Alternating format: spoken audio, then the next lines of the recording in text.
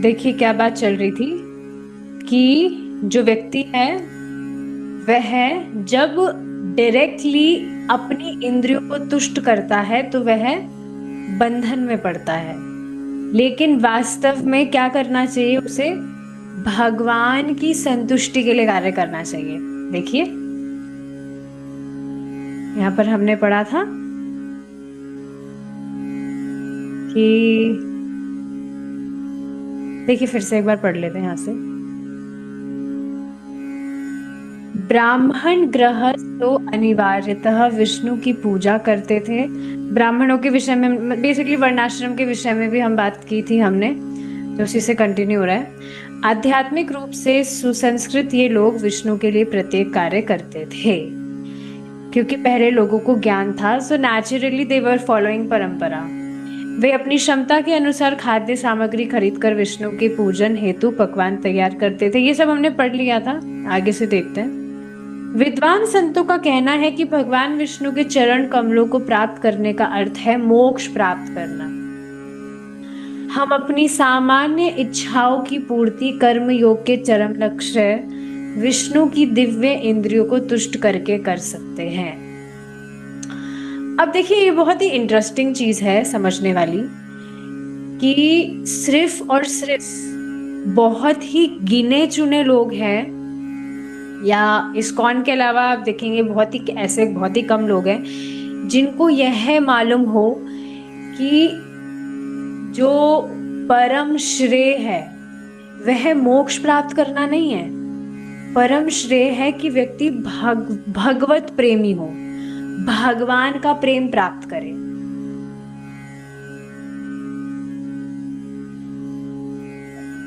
Yes, बहुत ही कम लोग हैं जिनको ये बात मालूम है।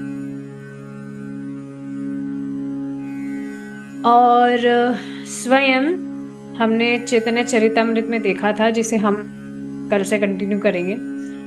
चैतन्य चरितमृत में हमने देखा था कि चैतन्य महाप्रभु जो कि स्वयं भगवान कृष्ण है, वे जो सर्वश्रेष्ठ गोपियों का प्रेम है वह देने आए हैं, जो आज तक कभी किसी ने नहीं किया। सिर्फ कृष्ण प्रेम कृष्ण ही दे सकते हैं, कृष्ण के अलावा कोई भी नहीं दे सकते।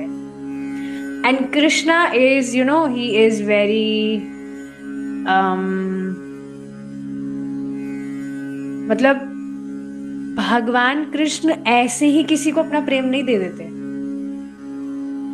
बहुत, जब तक परम पूज्य राधा गोविंद महाराज बता रहे थे कि जब तक व्यक्ति बहुत अच्छे से भजन ना कर ले, एकदम मज के अच्छे से खूब आंसू ना बहा ले, मतलब बहुत अच्छे से, मतलब भगवान पूरा अच्छे से उसका टेस्ट लेते हैं। क्योंकि देखिए भगवान की प्राप्ति करना कोई चीप चीज नहीं है कि ऐसे ही बस ऐसे ही मिल गया हलवे की तरह।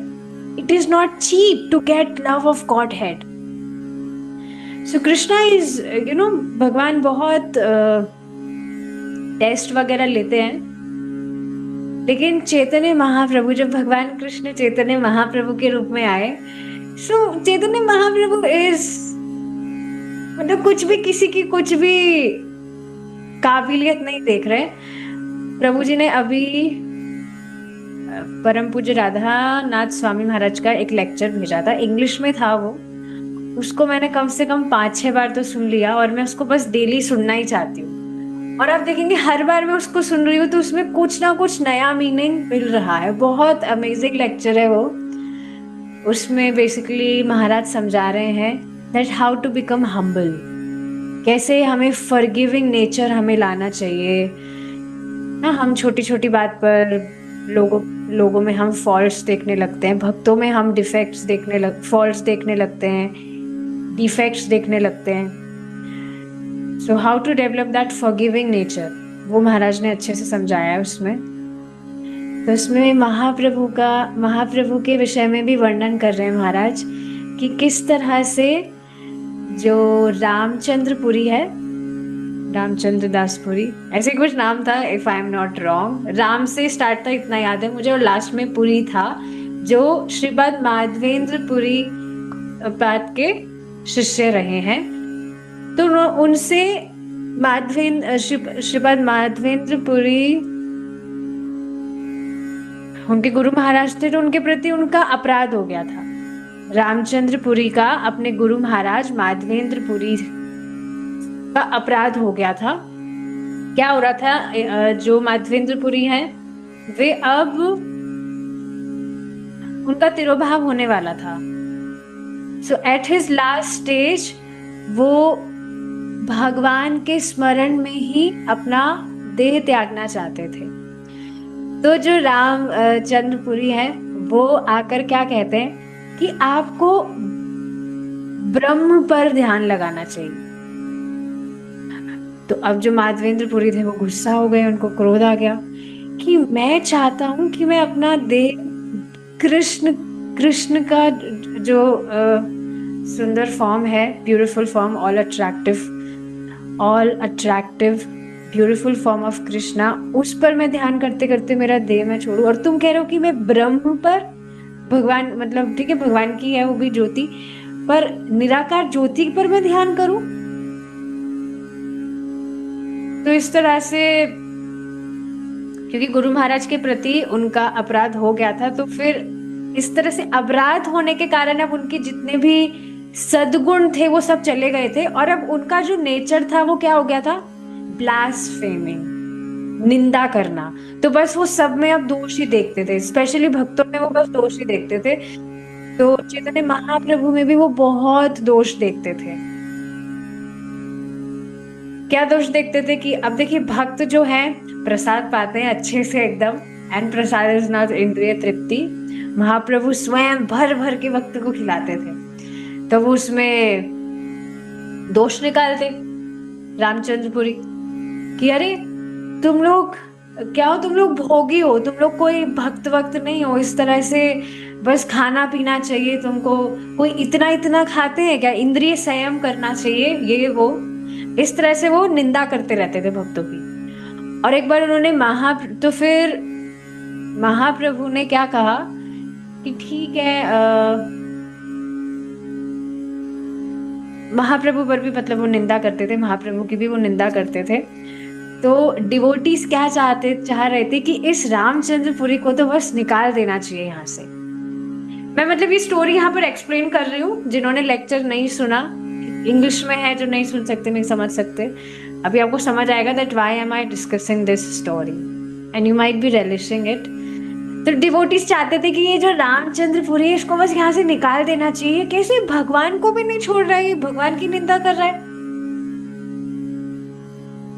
तो महाप्रभु he was so kind enough, उन्होंने कहा कि नहीं, He is actually my friend, ये तो मेरे मित्र है, ये मुझे प्रेरित कर रहे हैं कि मैं एक अच्छा सन्यासी हूँ, तो ठीक है अब से मैं ज्यादा नहीं खाऊंगा, मैं सिर्फ कुछ एक मुट्ठी भर उबला हुआ चावल खाऊंगा बस। तो फिर एक दिन क्या होता है, जो रामचंद्रपुरी है वो वापस से, उनकी तो आदत थी, देखिए एक और बहुत सुंदर बात महाराज ने क्या समझाई थी कि जब हम भक्तों की निंदा करते हैं और स्पेशली जब गुरु महाराज के प्रति हमसे अपराध हो जाता है,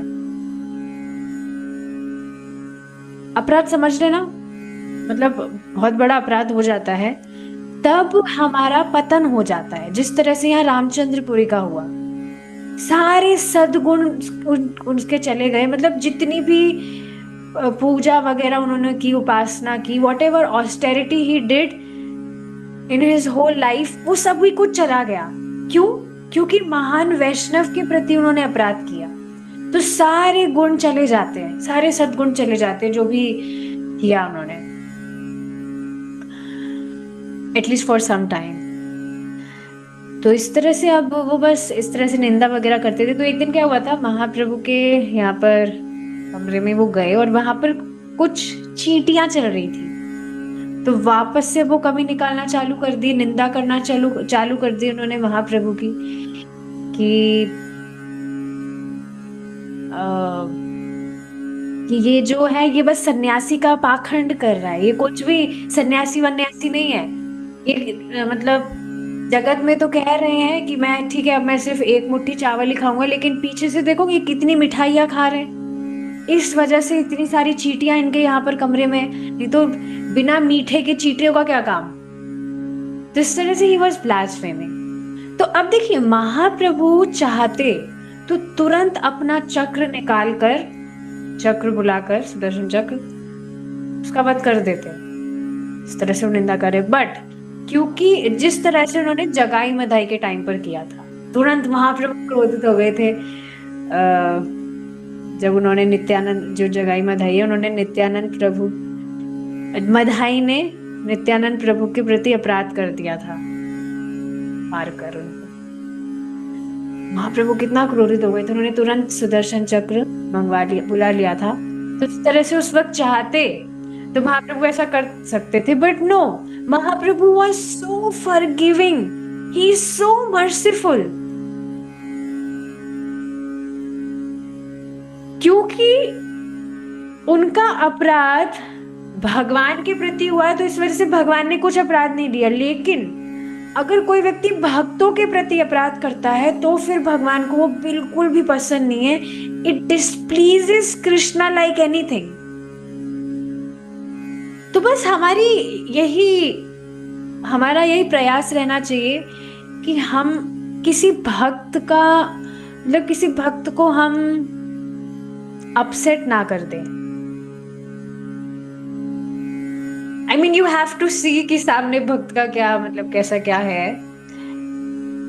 एंड आई होप आप समझ रहे होंगे क्या बात यहाँ पर हो रही है। तो बस ये पूरी स्टोरी मैंने इसीलिए समझाई, ये बताने के लिए that how Mahaprabhu is so forgiving, he is so merciful, he is so magnanimous, कि इस तरह से वे आए हैं सर्वश्रेष्ठ गोपियों का प्रेम देने के लिए, वो भी फॉर फ्री। कृष्ण कभी भी नहीं देते फ्री में, पर जब महाप्रभु के रूप में आए हैं तो इस तरह से वे दे रहे हैं। तो ये बहुत दुर्लभ ऐसे लोग हैं जो ये बात जानते हैं कि मनुष्य जीवन का उद्देश्य मोक्ष प्राप्ति नहीं है, भगवान कृष्ण का प्रेम प्राप्त करना है। And if you are in this movement, please hear dear devotees, if you are in this movement then you are very very lucky, very very fortunate। बिल्कुल आप खुद भी अंदाजा नहीं लगा सकते कि कितने ज्यादा लकी हैं आप कि आपको ये चीज मालूम है। एक और बहुत सुंदर बात प्रभु जी ने रखी थी आज या कल की बात है, आज तो क्लास हुई नहीं, कि देखिए आप भक्ति कर रहे हैं, आप पहली बात इस मूवमेंट में आए हैं। मूवमेंट मतलब ये प्रोसेस आपको मालूम चला है, और उसमें भी आप नियमित रूप से भक्ति कर पा रहे हैं। और नियमित रूप से भक्ति करने पर भी Krishna is reciprocating with you, Krishna is giving you taste in your bhakti. देखिए कुछ ना कुछ टेस्ट आप एक्सपीरियंस कर रहे हैं, तभी आप नियमित रूप से भक्ति कर पा रहे हैं। अब टेस्ट वो अलग अलग तरह से हो सकता है, प्रसादम में तो टेस्ट होता ही है, बट चैंटिंग में कभी कभी आपको बहुत अच्छा लग रहा है चैंटिंग करना, भगवान देते ही है टेस्ट। भक्तों के संग में आपको टेस्ट मिल रहा है कि वाह, भक्तों के संग में भगवान की कथा सुनेंगे, आहा, भगवान की कथा सुनने में आपको टेस्ट मिल रहा है। So this way Krishna is reciprocating with you, तभी तो आपको टेस्ट मिल रहा है। सामान्य भौतिकतावादी व्यक्ति से आप कुछ भी, जो भी आप नियमित रूप से कर रहे हैं, if you will ask them, so because they don't have any taste, they are not experiencing any taste, तो फिर वो नहीं करते। तो भगवान इस तरह से रेसिप्रोकेट कर रहे हैं, इसका मतलब क्या है? भगवान आपसे एक्सपेक्ट कर रहे हैं कि आप और अच्छे से भक्ति करें। तो टैक्टिक्स हमें देखते रहना चाहिए कि भाई पता है अटेंटिव जप करना चाहिए, हमें देखते रहना चाहिए कि हम कैसे हमारे जप को और इम्प्रूव कर सकते हैं ना, और भी बाकी सारी जो चीजें हैं, इस तरह से हमें देखते रहना चाहिए that how I can improve in my bhakti life to please Krishna. बहुत सुंदर पॉइंट मुझे लगा था कि भगवान आपको भक्ति में टेस्ट दे रहे हैं, he is reciprocating with you. तो भगवान आपको आपसे एक्सपेक्ट कर रहे हैं कि आप और अच्छे से भक्ति करें। It's very beautiful. यदि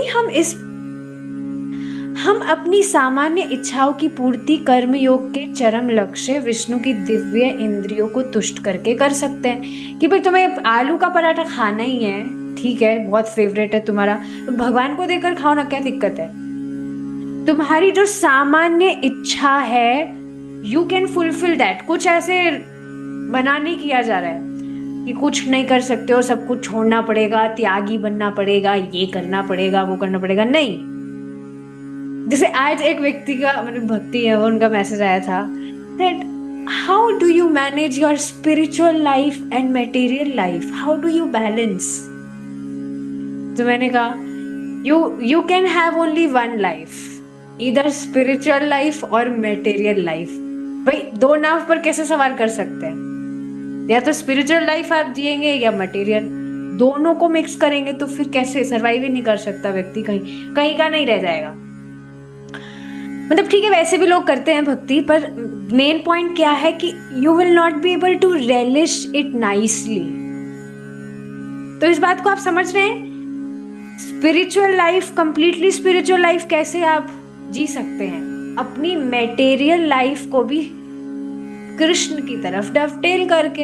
इट्स जस्ट दैट इजी। उनको मैं ये बात बता रही थी। सो यस, ये बात समझना चाहिए कि कुछ भी हार्ड चीजें नहीं है, बस आप जो भी करते हैं, आपकी जो भी रुचियां हैं, आपके इंटरेस्ट है, उसको बस कृष्ण की तरफ मोड़ना है। It's just that easy. तो यही बात यहाँ पर बताई जा रही है कि आपकी जो सामान्य इच्छाएं हैं वो भी आप पूर्ण कर सकते हैं भगवान को केंद्र में रखकर। देखिए कितनी अमेजिंग चीज है ना ये, कि आप जो भी कर रहे हैं अभी भी आप वही ही कर रहे हैं, बट आप अब कृष्ण के लिए कर रहे हैं तो वो वही नहीं रह गया। और इसके अलावा जो कुछ भी आप पहले यू वर ईटिंग समथिंग, या आप कुछ कपड़ा पहनते थे, कुछ वस्तु लाते थे, तो पहले बस वो आप खुद के लिए कर रहे थे, अब वो आपको कृष्ण के लिए करनी है। और कृष्ण के लिए करके भी वो आप खुद के लिए यूज में ही लेंगे। ऐसा नहीं कि भगवान उसमें से कुछ गायब कर देते हैं या कुछ कम कर देते हैं, ऐसा तो नहीं होता है।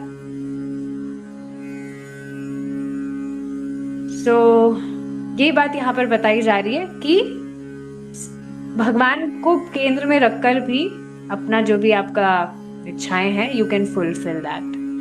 यदि हम इस प्रकार से अपना कर्तव्य नहीं करते तो निश्चित रूप से हम जो भी या जितना भी कार्य करेंगे उससे विषासक्त भौतिक परिणाम प्राप्त होंगे और अंततः इस संसार में संकट छा जाएगा। किंतु हर कार्य को विष्णु के लिए करने से तथा विष्णु को अर्पित वस्तु के उच्चिष्ट को ग्रहण करने से संस्तुत कर्तव्य को संपन्न करते समय जो भी पाप तथा पापफल संचित होते हैं हम उनसे छुटकारा पा सकते हैं। प्रभुपाद जी देखिए स्वयं इस बात को कहते हैं, बताते हैं कि लोगों का जो कष्ट है वह प्रसाद पाने से नष्ट होगा। मतलब जो भी सफरिंग्स, मतलब इस तरह से प्रभुपाद जी ने इंस्ट्रक्शन दिया था अपने डिसाइपल्स को दैट यू डिस्ट्रीब्यूट प्रसादम, और लोग प्रसाद पाकर उनकी जो सफरिंग्स हैं वो खत्म होने लगे। क्योंकि देखिए भगवान का उच्चिष्ट पाना भी भगवान की भक्ति है, तो बस वो उनको मतलब रेडी कर रहा है आगे जाके वो भक्त बने।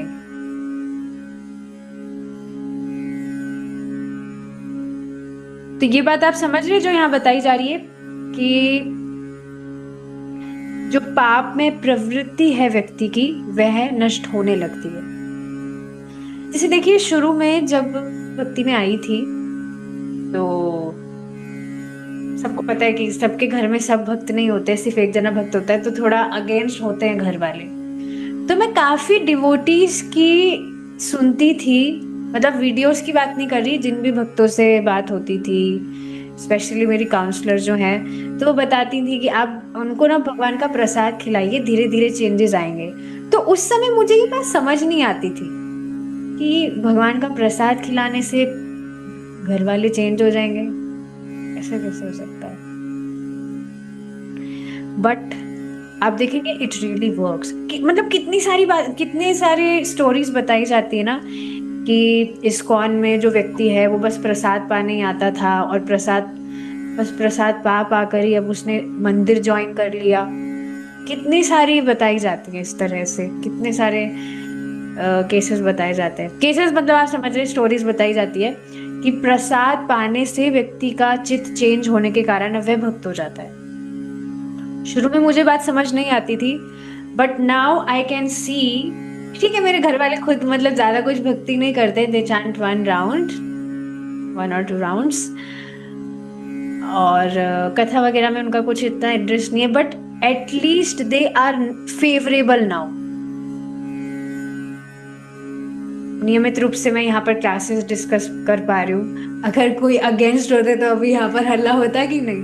मेरे थोड़ा पर्सनल चीज है ये which I am sharing with you. I am sharing the glories of consuming prasadam, कि सच में कोई भी व्यक्ति घर में भक्ति कर रहा है, भगवान को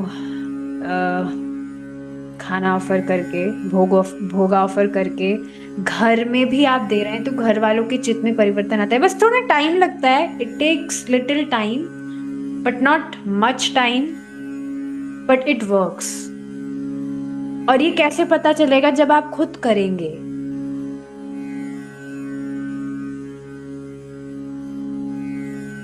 अभी तक भक्ति में आप जहां तक भी पहुंचे हैं, वह नियमित रूप से भक्ति करने से पहुंचे कि नहीं? मुझे कितनी बार पुरानी चीजें बहुत याद आती है जो भक्ति से पहले हो रही थी, उससे बहुत उत्साह मिलता है कि भक्ति में आने के बाद सच में लाइफ ट्रांसफॉर्म हुई है। तो इससे और we increase our faith that it really works. मतलब डाउट का तो कोई वो ही नहीं है। शुरू में व्यक्ति की थोड़ी जो श्रद्धा है वो कोमल होती है, इस वजह से डाउट्स आ सकते हैं, बट नियमित रूप से अगर भक्ति करेगा, उसको दिखेगा कि कैसे जीवन परिवर्तित हुआ है। भले ही हम इन बुराइयों तथा पाप फलों के प्रति अनेक अनेक सावधानियां क्यों ना बरते, फिर भी सामान्य व्यवहारों तथा व्यापारों में हमें अनेक पाप करने पड़ते हैं। उदाहरणार्थ, व्यापारिक लेन देन में झूठ बोलना आवश्यक तथा अपरिहार्य हो जाता है। वकीली के पेशे में तो ना जाने कितना झूठ बोलना पड़ता है। वकीलों को अपने फंसे हुए मुवक्किलों को मुक्त कराने के लिए कानून की किसी भी धारा को ढूंढने हेतु सभी प्रकार का कपट करना पड़ता है। यही नहीं, अन्य पेशों के लोगों तथा उन्हें जो दूसरों के यहाँ नौकरी करते हैं, इसी तरह का कार्य करना पड़ता है। मतलब चीटिंग वगैरह सब जगह होती है। जानबूझकर या अनजाने में लोगों को निसंदेह ऐसे पाप करने पड़ते हैं और पाप फल भोगने पड़ते हैं। तो हाँ, ये देखिए, जो भी बैड हैबिट्स हैं, those are sinful only. Bad habits can never be nice. Bad habits कभी भी अच्छी नहीं हो सकती है, पायटी नहीं हो सकती है। Bad habits can never B piety. Piety मतलब पुण्य, कुछ भी गलत आदत है, वो चाहे से झूठ बोलना ही क्यों ना हो, वह भी पाप है। लेकिन ये सारी चीजें यहाँ बताई जा रही है कि ऐसा करना पड़ता है कि नहीं। जैसे आज आई वॉज मेकिंग जूस, तो मैंने उसमें थोड़ा मैंगो डाला था, मैं उसको काट रही थी और थोड़ा सा नीचे गिर गया था, तुरंत इतनी सारी चींटियां वहां पर आ गई। तो अब मैं सोच रही थी, अरे ये भी जीवात्मा है, एकदम से मैं पोछा लगा दूंगी, बेचारी सब मर जाएंगी। तो मैंगो खा रही है, तो मैंने किया क्या, मैंने थोड़ा ऐसे मतलब हाथ से ही I was tapping on the floor जोर जोर से, और थोड़ा हवा फूंक मार रही थी मैं, ताकि वो हवा से दूर हो जाए, वो थोड़ा जहाँ पर आम फैला हुआ है वहां से वो दूर हो जाए। फिर जल्दी से जैसे सारी चींटियां दूर हो गई, सच में हो गई थी, मैं देखकर खुद हैरान थी ये सच में काम कर रहा है। फिर जल्दी से मैंने पोछा लगाया, पूरा मैंगो जो फैला था पूरा साफ कर दिया, फिर सारी चींटियां चली गई थी। तो मतलब मैं ये बात क्या समझा रही हूँ कि आप देखेंगे अभी कोई सामान्य व्यक्ति होता है जो शास्त्र नहीं सुन रहा, वो तो तुरंत लगाया पोछा, अरे सारी चींटी आ रही, पूरा चींटियों को साफ कर देता, वो कर देता कि नहीं? तो दिस इज ऑल्सो सिंफुल। तो जाने अनजाने में इस तरह से पाप हो ही जाते हैं। जैसे अभी ऑल्टर में मैं फ्लावर्स ऑफर करती हूँ भगवान को, तो उसमें फ्लावर्स में भी चींटियां आ जाती है, चींटियां कहीं पर भी पीछा नहीं छोड़ती। तो उसमें भी जाने अनजाने में कुछ चींटियां, तब when I wipe the floor, तो उसमें जाने अनजाने में कई बार ऐसा हो जाता है कि वो चींटियां भी बेचारी वाइप हो जाती है। तो ये सिंफुल है कि नहीं? तो जाने अनजाने में इस तरह से हो जाता है। यद्यपि हम किसी प्रकार का पाप करने से अपने को बचाने के लिए सारी सावधानियां बरतते हैं, और वैष्णव अर्थात विष्णु के भक्त तो ऐसी सावधानियां बरतते ही हैं, फिर भी क्यों? क्योंकि वो नॉलेज ले रहे हैं। फिर भी हम अपने अति सामान्य कार्यों के दौरान यथा एक स्थान से दूसरे स्थान को जाते समय कई चींटियां तथा अन्य कीड़ों को मारते हैं। यहाँ तक कि जब हम मात्र पानी पीते हैं तो अनेक छोटे छोटे जलजीव प्राणियों का वध कर देते हैं। यहाँ तक कि हम सांस लेते हैं तब भी ऐसा होता है। जैसे इस बार एक माताजी मतलब पूछ रही थी कि जो मच्छर वगैरह है जो काटते हैं उनको तो मार देना चाहिए ना। मतलब शी वॉज नॉट डिवोटी। अभी यहाँ जो इवेंट हुआ था उसमें वो पूछ रही थी इस तरह से कि मार देना चाहिए ना, क्योंकि वो हमें खा रहे हैं, तो ये तो अच्छी बात नहीं है। तो उनको मैंने यही बात बताई थी, अब वो पता नहीं कितना समझ पाएगी नहीं, कि वो भी हमारी तरह एक जीवात्मा ही है। तो हमें इंटेंशनली जानबूझकर हमला नहीं करना चाहिए। और मच्छर को मारने की जगह मच्छर से बचने के लिए कितने सारे और उपाय हैं। आप कुछ अपने ऊपर क्रीम व्रीम लगा लीजिए, वो लगाती थी वो, इसलिए मैं बोल कर आई हूँ उनको। इसके अलावा कुछ ऑल आउट वगैरह, ताकि उसकी फ्रेग्रेंस से मच्छर आते नहीं है, उससे मरते नहीं है मच्छर, बस वो बदबू उनको पसंद नहीं है उसकी, मच्छर जो ऑल आउट होता है, इसलिए वो दूर जाते भाग जाते हैं वो। या मच्छरदानी आप लगा सकते हैं, उसको उड़ा सकते हैं आप, अगर वो इनकेस आपके पास आ जाए। तो मारना नहीं चाहिए इस तरह से। तो हाँ, क्या बात यहाँ बताई जा रही है कि इंटेंशनली हमें इस तरह से मारना नहीं चाहिए, अनजाने में हो जाए वो बात अलग है। इसी तरह हम अपना घर साफ करते समय, भोजन करते या सोते समय भी अनेक जीवों का वध कर देते हैं। कहने का जैसे कई बार आप देखेंगे सब्जी वगैरह अगर आप काटते हैं तो सब्जी में कभी कुछ वर्म्स, लट वगैरह कुछ होती है, तो वो अनजाने में कट जाती है। तो इस तरह से सारी चीजें बताई जा रही है।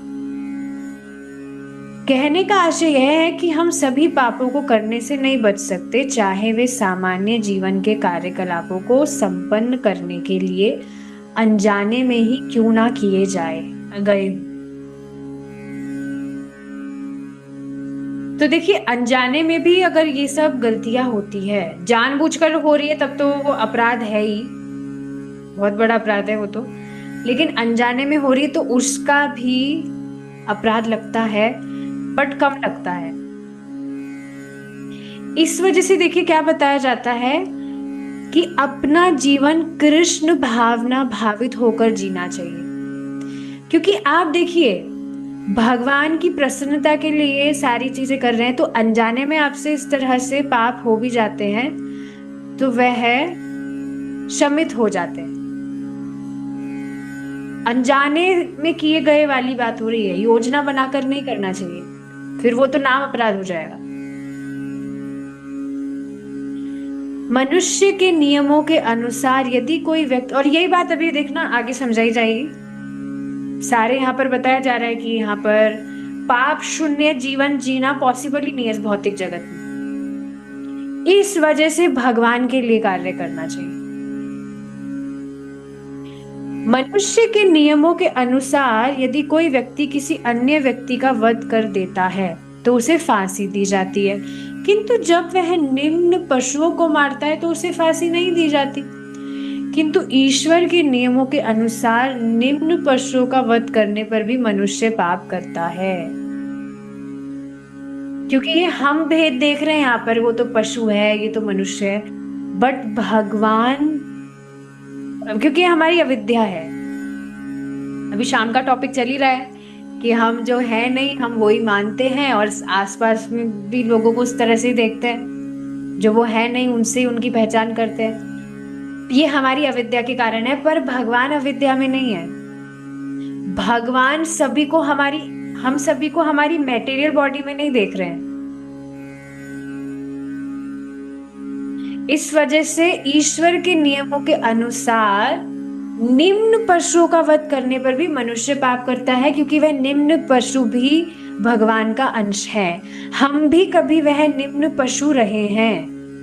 निम्न पशु मतलब उस देह में, और अब हम मनुष्य देह में हैं, तो जीवात्मा तो वही है कि नहीं।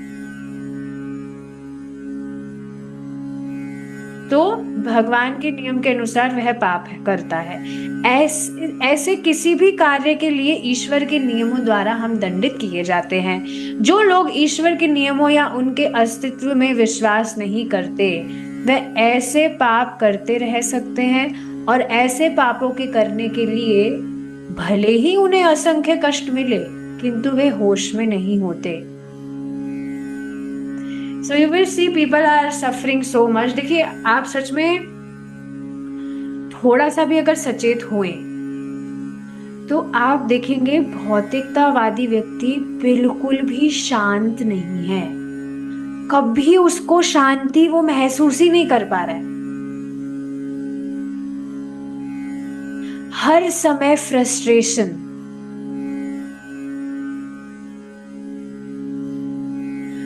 और कोई भी व्यक्ति जो साधक है वो इस चीज को बहुत अच्छे से समझ पाते हैं कि इस भौतिक जगत में जब देखो तब भी हर सेकंड ही कुछ ना कुछ परेशानी है।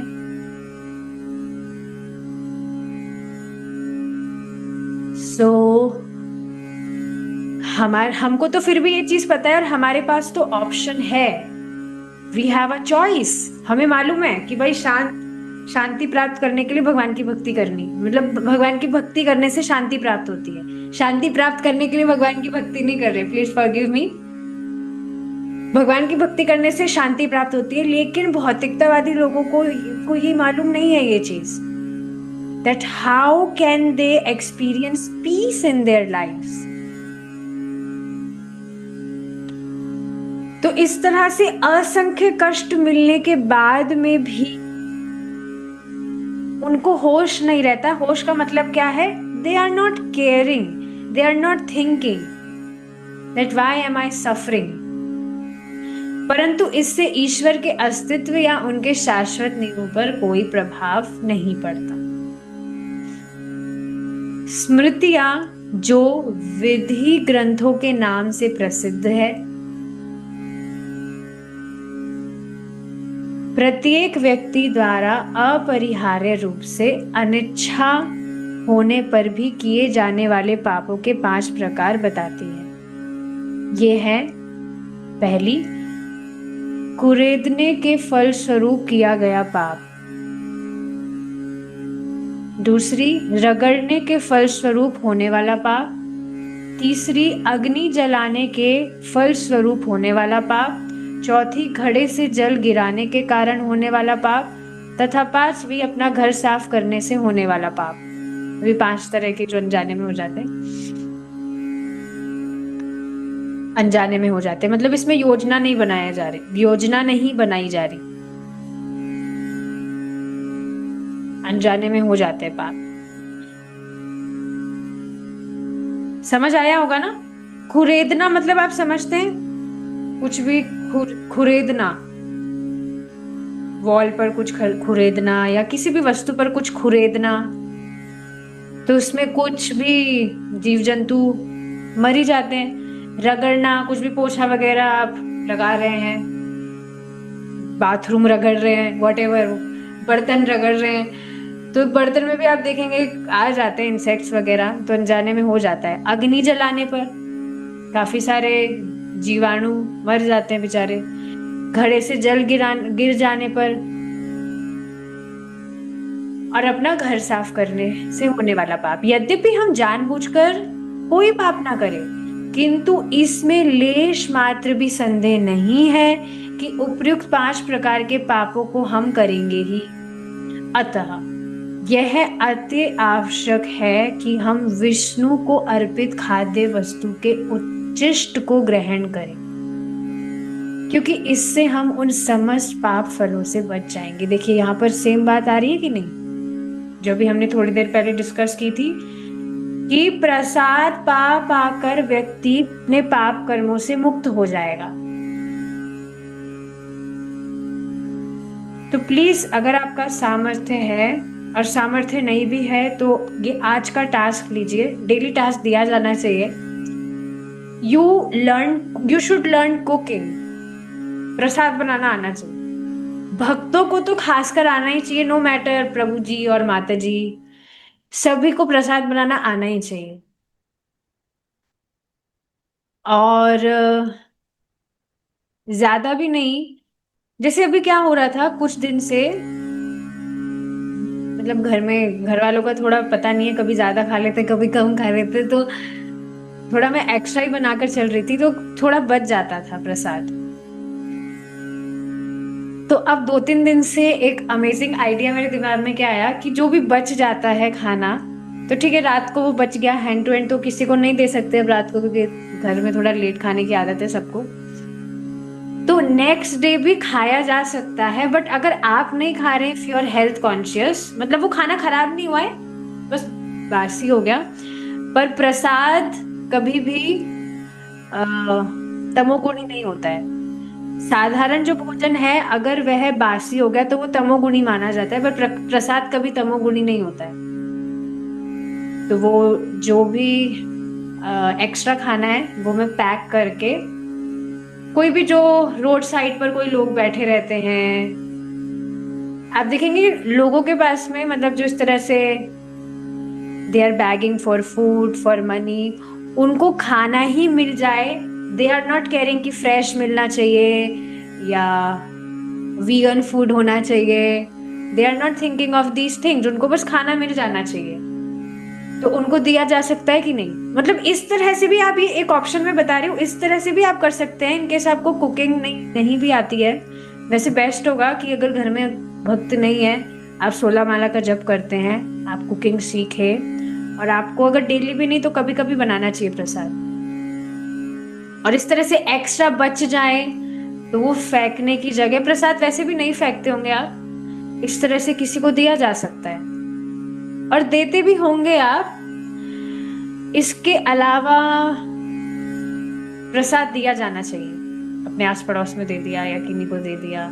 जैसे मेरा सिस्टम क्या है, मेरा सिस्टम बहुत अमेजिंग मुझे लगता है, ऑल ग्लोरीज टू कृष्णा, कि सात्विक मूवमेंट बहुत ही बढ़िया प्लेटफॉर्म मुझे मिल गया, जहाँ से मैं लोगों को पकड़ के लाती हूँ, तो उनसे आई डिस्कस अबाउट कृष्णा, तो मुझे एक अपॉर्चुनिटी मिलती है कि मैं सिटीज में भी अलग अलग जगह प्रसाद पार्सल कर सकूं उन लोगों को, एंड दे बिकम हैप्पी। सात्विक फूड उनको चाहिए, दे बिकम हैप्पी। तो इस तरह से प्रसाद आप दे सकते हैं सभी को, मतलब ये कुछ आइडियाज मैं आपको बता रही हूँ, आप इस तरह से कर सकते हैं। तो देख रहे हैं ना, यहाँ पर बिल्कुल स्पष्ट बताया जा रहा है, अति आवश्यक है कि हम विष्णु को अर्पित खाद्य वस्तु के उच्चिष्ट को ग्रहण करें, मतलब भगवान का प्रसाद, क्योंकि इससे हम उन समस्त पाप फलों से बच सकेंगे जिन्हें हमने जाने अनजाने भी किया है। अब एक और इसका डायमेंशन समझिए, जो व्यक्ति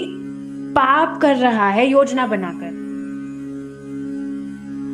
वह भी एक तरह से जाने अनजाने में पाप कर रहा है कि नहीं, क्योंकि वह समझ ही नहीं रहा कि वह पाप कर रहा है। जैसे अब कोई भी व्यक्ति खाना बना के खा रहा है, भगवान को ऑफर नहीं कर रहा, तो वह ऐसा जाने अनजाने में कर रहा है क्योंकि उसको पता ही नहीं है कि उसको भगवान को ऑफर भी करना चाहिए। Is it not? जैसे पहले पता ही नहीं था भक्ति से पहले कि भगवान को ऑफर करना चाहिए, तो फिर नहीं कर रहे थे, पर जब मालूम चला तो फिर हम ऑफर करने लगे। और काफी सारे लोगों को आप देखेंगे जो अच्छे लोग होते हैं, उनको आप कहेंगे तो वो ऑफर करने भी लग जाते हैं खाना। तो ये समझ रहे हैं, लोग जो भी कार्य कर रहे हैं उनसे जो भी पाप आचरण भी हो रहा है, योजना बनाकर भी पाप आचरण कर रहे हैं, पर वो इस बात को समझ नहीं रहे कि वे पाप कर रहे हैं। They are not understanding the definition of sin. तो यह भी एक जाने अनजाने वाला ही पाप हुआ, एक डायमेंशन से देखा जाए तो उससे भी वह मुक्त होंगे। मुक्त होने का मतलब क्या है? धीरे धीरे they will be blessed with the intelligence कि वे शास्त्र श्रवण करे, भक्तों का संग करे और भक्ति करे। सारी चीजें इस तरह से लिंक है। देखिए, भगवान का संपर्क कैसे भी जीवात्मा को मिल रहा है, वह उसका परम कल्याण ही करने वाला है और आगे जाकर वह भक्ति में आएगा ही। इसी कारण से भगवान विष्णु की पूजा सनातन धर्मियों और विशेष रूप से ब्राह्मणों के घरों में संप्रति भी की जाती है, डेली। दुर्भाग्यवश जो लोग अपनी इंद्रियों को तुष्ट करने के लिए ही भोजन पकाते हैं पर विष्णु को अर्पित करने के लिए नहीं, उन्हें उन समस्त पापों का दंड भोगना होगा जिन्हें उन्होंने अपने संस्तुत कर्तव्यों को पूरा करते समय जानकर या अनजाने में किया है।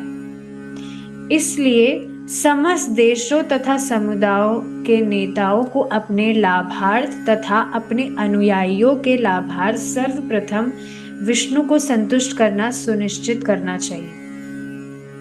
सच में कभी कभी मेरे दिमाग में आता है कि काश कोई ये जो भी होते हैं ना नेता वगैरह, इनमें से कोई भक्त बन जाए जिनके पास में दे हैव पावर, जिस तरह से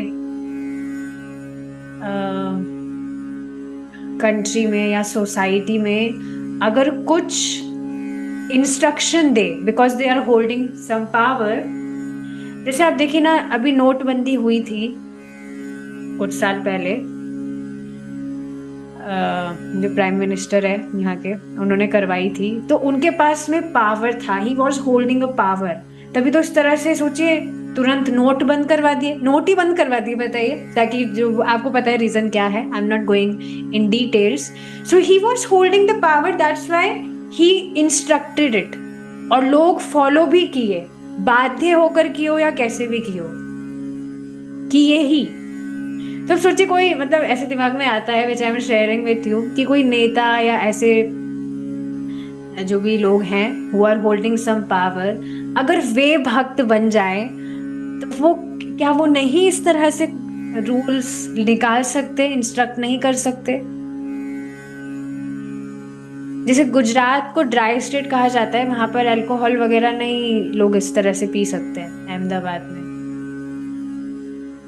तो इसी तरह से आप बताइए, मतलब एक ये एग्जाम्पल है। उसी तरह से अगर कोई व्यक्ति समझे, चलो भक्त भी ना बने, एक सज्जन पुरुष ही बन जाए, तो क्या जो ये गौ मांस वगैरह लोग खा रहे हैं, क्या इसको बंद नहीं करवा सकते? So let's see if Krishna will manifest it. But इस तरह से इच्छा आती है कि कोई इस तरह से कोई नेता आदि कुछ बन जाए, भक्त, इस तरह से कुछ वो इंस्ट्रक्शन दे, लोगों को फॉलो करना ही होगा, तो उनका कितना बढ़िया भाग्य उदित हो जाएगा। पूर्ण पुरुषोत्तम भगवान श्री कृष्ण ने अर्जुन को उपदेश दिया है, नेता जो भी करता है उसका अनुगमन सामान्य मनुष्य करता है।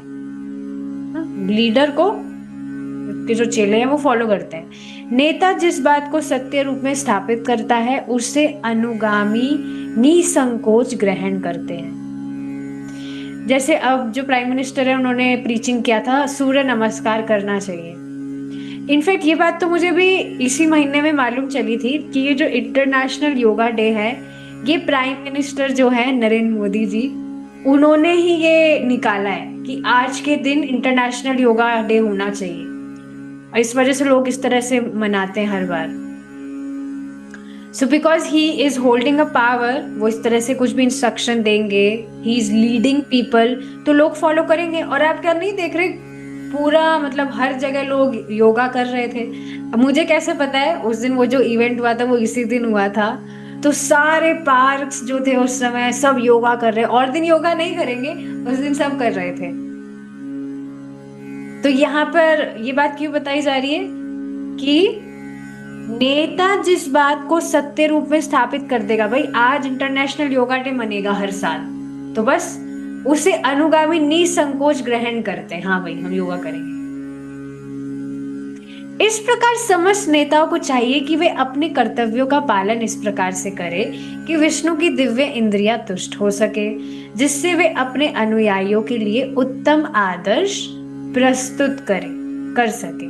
किंतु हाय, ऐसा समय आ चुका है कि जिन नेताओं को सामान्य जन आदर्श समझते हैं, मतलब जिन नेताओं को लोग समझते हैं कि ये तो बहुत अच्छे लोग हैं, कल्याण कर रहे हैं हमारा, वे अपने हृदयों के भीतर से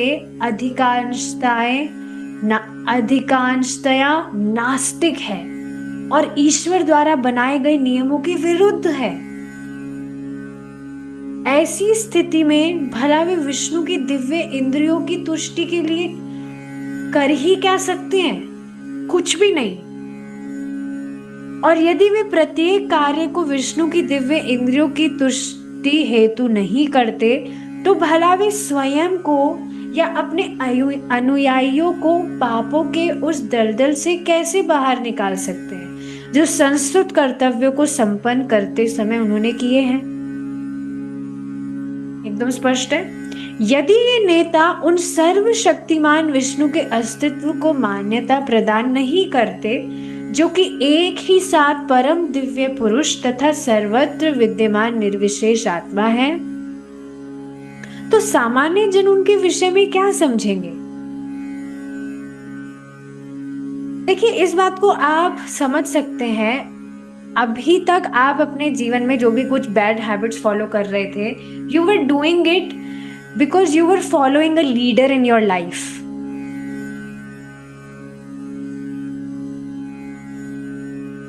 एक व्यक्ति मुझे बता रहे थे, वो किसी ऐसे व्यक्ति को अपना लीडर समझकर पूरा एकदम ब्लाइंड फेथ, जो भी गुरुजी कहेंगे, गुरुजी नहीं थे मतलब वो मतलब वैसे ही कोई व्यक्ति थे, पर आई एम सेइंग इट कि जो भी गुरुजी कहेंगे मैं करूंगा, बस जो इन्होंने कह दिया मैं वो करूंगा।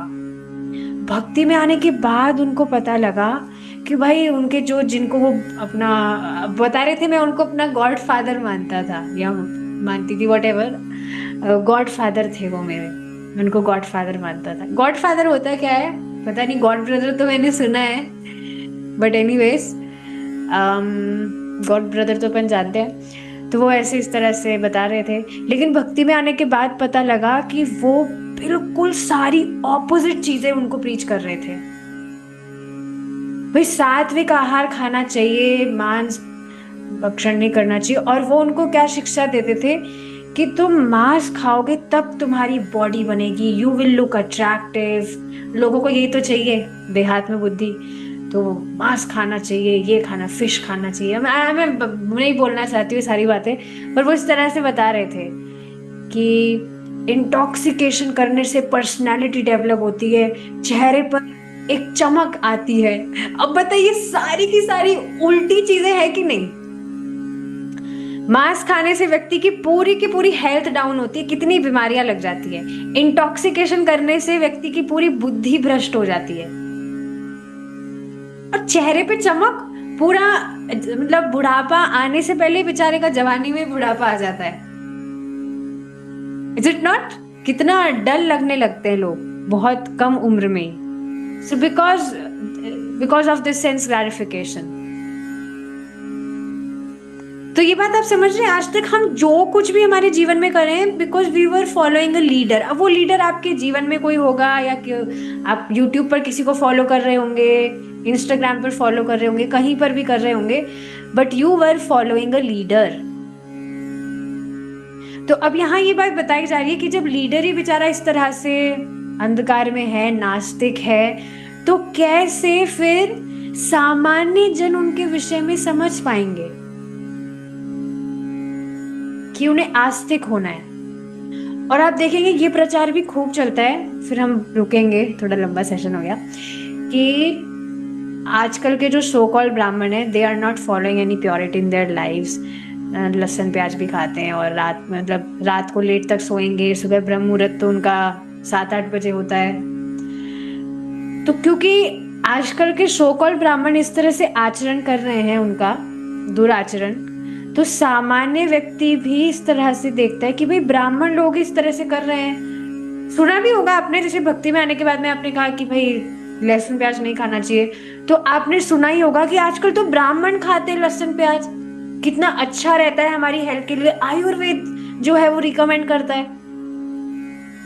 तो इस तरह से लोगों का आचरण देखकर अब ब्राह्मण को सामान्यतया श्रेष्ठ ही माना जाता है, पर आजकल के सो कॉल्ड ब्राह्मण बिल्कुल भी ठीक नहीं है। पर लोग इस तरह से दे गेट इन्फ्लुएंस कि भाई ब्राह्मण इस तरह से कर रहे हैं, तो फिर हमारा तो कहना ही क्या। तो ये सारी चीजें, तो ठीक है, अब आगे जो है हम कल कंटिन्यू करेंगे if Krishna is willing. We had an amazing discussion today, thank you so much for joining. I see if there are any questions.